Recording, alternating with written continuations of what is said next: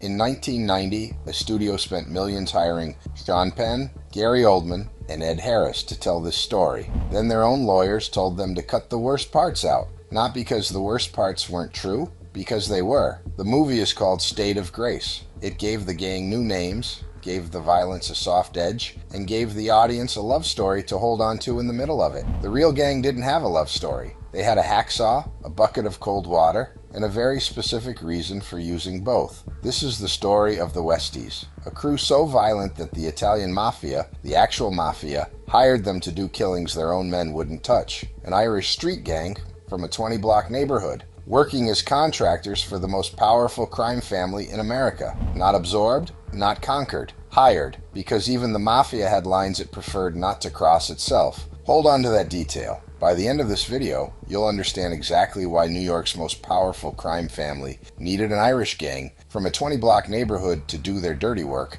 and why, in the end, loyalty turned out to be the one thing this entire story couldn't survive. Quick question before we start. When you picture 1970s organized crime, do you picture the Mafia or something worse? Comment your answer. We're about to complicate it. Hell's Kitchen! To understand this story, you have to understand the neighborhood first. Hell's Kitchen, 42nd Street to 59th Street, 8th Avenue to the Hudson River. Through the 1960s and 70s, it was the most Irish patch of ground left in Manhattan. Tenement buildings, longshoremen, bartenders who knew everyone's business and repeated none of it. James Michael Coonan was born there on December 21st, 1946, the second of 4 children in a solidly middle-class family. His father, John Coonan, ran a tax office on West 50th Street. This wasn't a kid born into the underworld. This was a kid with a real shot at an ordinary life. Then, while Coonan was still a teenager, the man who actually ran Hell's Kitchen at the time, an old-school Irish boss named Mickey Spillane, no relation to the crime novelist, had John Coonan kidnapped and beaten as an intimidation play against the family. Sources differ on exactly how old Jimmy was when it happened. Some say as young as 15, others put him closer to 18. What every account agrees on is what happened next. His father came home with broken ribs, and Jimmy made himself a promise in that hallway. Spillane was going to pay for it, eventually, with everything he had. It's worth pausing on what kind of promise that actually was. Not a fantasy of revenge a teenager forgets by graduation. Coonan spent the next decade methodically building toward exactly that outcome. Recruiting, allying, waiting, which tells you something about the kind of patience underneath the violence this story is mostly remembered for. He wasn't reckless. He was, by every account, disturbingly deliberate. The veteran. The second half of this partnership came from a very different direction. Mickey Featherstone was born in 1949, a small kid with red hair who grew up working class in the same neighborhood. By 17, he was in Vietnam. He came home wired wrong,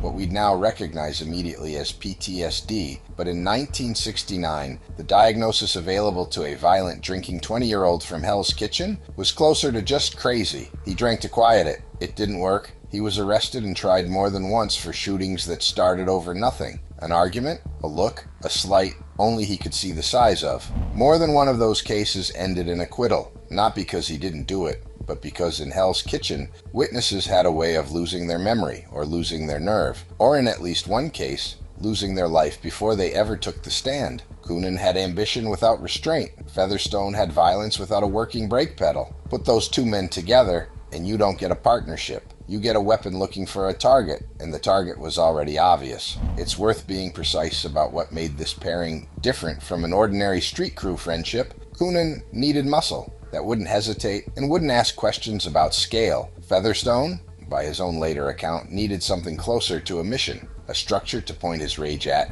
instead of whichever stranger happened to be standing nearest to him in a bar that night. Two damaged men solved two different problems for each other, and neither solution was healthy for anyone standing near them. The war for Hell's Kitchen. Mickey Spillane ran the neighborhood the old way. Loan sharking, union kickbacks, kidnapping for ransom when the money got tight, and, in the same breath, turkeys for widows at Thanksgiving and envelopes for kids' communions. He was, in the language people actually used about him, a gentleman. He also had no idea the kid whose father he'd humiliated years earlier had grown into a man with a plan and a growing list of allies willing to pull a trigger. Through the mid-1970s, Spillane's top people started dying. Close range, multiple shots, No witnesses willing to talk, ever. Spillane read the pattern and ran, relocating to Woodside, West Queens, hoping distance would buy him time. It bought him almost nothing. On May 13th, 1977, gunmen ambushed Spillane outside his own apartment building and killed him in the street, reportedly after he'd defied the Italian families moving in on lucrative construction rackets tied to the Javits Convention Center project, then under development. Think about what that timing actually reveals. Spillane wasn't killed by a rival street tough looking to move up.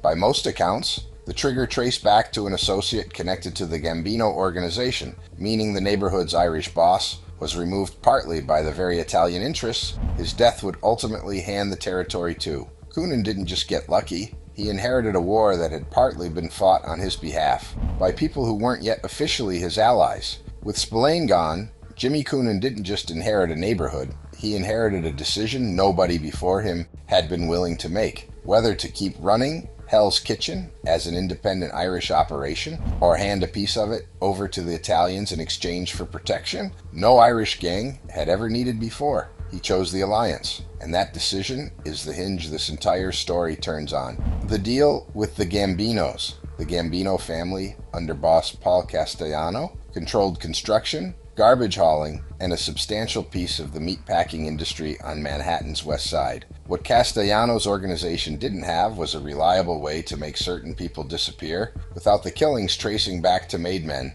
Coonan offered a solution nobody had offered before. The Westies would do the killing, and the Westies would make the bodies vanish completely. In exchange, Coonan got the one thing an Irish crew in 1970s New York couldn't buy any other way: protection from every other Italian family that might otherwise have simply taken Hell's Kitchen by force, plus a cut of the construction shakedowns running through his own neighborhood. That's the actual business model behind everything gruesome that comes next. Not chaos. A contract. A very specific, very cold-blooded service agreement between two organizations that needed each other and mostly despised each other anyway. It's worth naming the asymmetry here plainly because it explains everything that follows. The Gambinos were never going to fully respect the Westies as equals. An Irish street crew, however useful, wasn't going to sit at the same table as made men in an organization built on bloodline and formal induction. What the Westies got instead was something more transactional and, in its own way, more precarious: usefulness as currency, for exactly as long as the killings kept coming clean and the bodies kept staying gone. What they did with the bodies. Here's the part that separated the Westies from every other crew doing this kind of work. Traditional mob disposal meant a landfill, a stretch of pine barrens, sometimes concrete, and a body of water. It left evidence. It required trust in whoever dug the hole. The Westies solved it differently. According to court testimony given years later by Featherstone himself, and corroborated in journalist T.J. English's account of the gang, bodies were dismembered and the pieces scattered separately across burrows and waterways so that even a piece surfacing later couldn't be reliably matched back to a name. One of the clearest examples is Paddy Dugan, a Westies associate who, by multiple accounts, was lured to a Westies-controlled location, shot, and dismembered, his remains scattered, by most reporting, into the East River. His body was never fully recovered. His mother reportedly called the police for years afterward, asking if anything had turned up. Nothing ever did. There's a reason this channel keeps flagging the difference between what a courtroom confirmed and what a witness later described in vivid detail. Featherstone had every incentive, once he became a cooperating witness, to describe events in a way that satisfied prosecutors and made his own cooperation look maximally valuable. That doesn't mean he lied. It means the most graphic specifics of this case rest heavily on the word of one man who was, by his own admission, also a killer trying to negotiate his own future. That's the signature this gang built its reputation on. Cross Jimmy Coonan, and you didn't just die. You stopped existing, in every legal and practical sense a family could still hold on to. Ruby Stein's mistake. Ruby Stein was one of New York's most successful loan sharks, holding, by most estimates, several $1 million in active street loans recorded in a black book that functioned as a master list of who owed what to whom across Manhattan. Coonan owed him money. Coonan decided not to pay it. In May 1977, Stein was murdered, and his black book, and with it, control of everyone who owed him,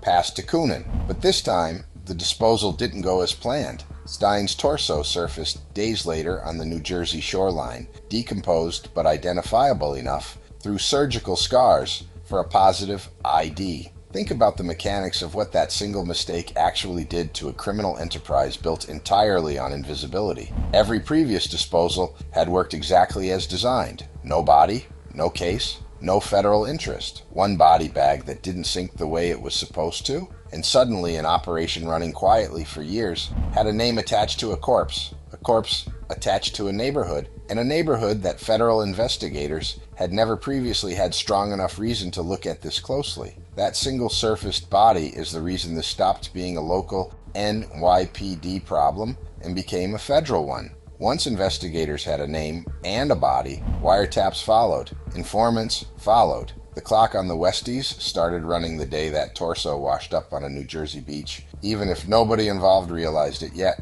The frame that backfired. By the early 1980s, Featherstone was unraveling further, drinking harder, killing over smaller and smaller provocations. Coonan needed him controlled, or gone. In 1985, a man named Michael Holley was murdered in front of witnesses, and the shooter, by the account that eventually became part of the public record, was a different Westie, Billy Boken, deliberately made up to resemble Featherstone, closely enough to fool eyewitnesses under pressure. Featherstone was convicted in March 1986 and sentenced to 25 years, a sentence for a murder the record indicates he didn't personally commit. Whether Coonan orchestrated the frame directly or simply let it happen is contested in different retellings of the case. What isn't contested is what it cost him. Sitting in a federal holding cell, facing a quarter century for a murder somebody else committed, Featherstone did the math on 20 years of loyalty to a man who was apparently willing to let him die in prison for it. And there was a second betrayal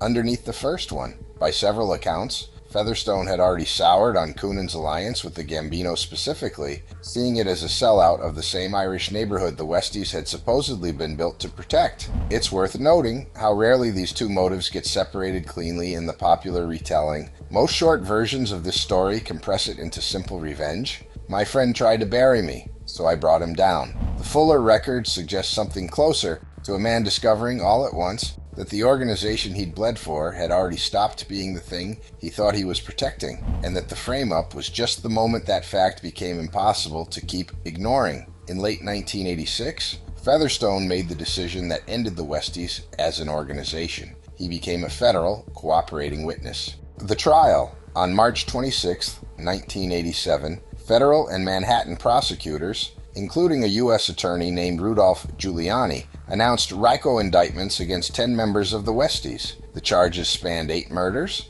numerous attempted murders, kidnapping, loan sharking, extortion, gambling, and drug dealing, built on 20 years of documented criminal activity. Featherstone testified for weeks, walking the jury through murders, disposals, and the specific mechanics of the Gambino arrangement and testimony that reportedly left multiple jurors needing counseling once it was over. In 1988, Jimmy Coonan was convicted and sentenced. Here's a detail worth being honest about on camera, because even now, different sources don't fully agree. Most current, well-sourced accounts put his sentence at 75 years plus a $1 million fine, with a mandatory release date set for June 1st, 2030. A few older accounts cite the 60 years instead. We're going with the 75-year figure because it's the one backed by the most recent and most consistently cross-referenced reporting. But even a case this thoroughly investigated still has a detail or two that hasn't fully settled,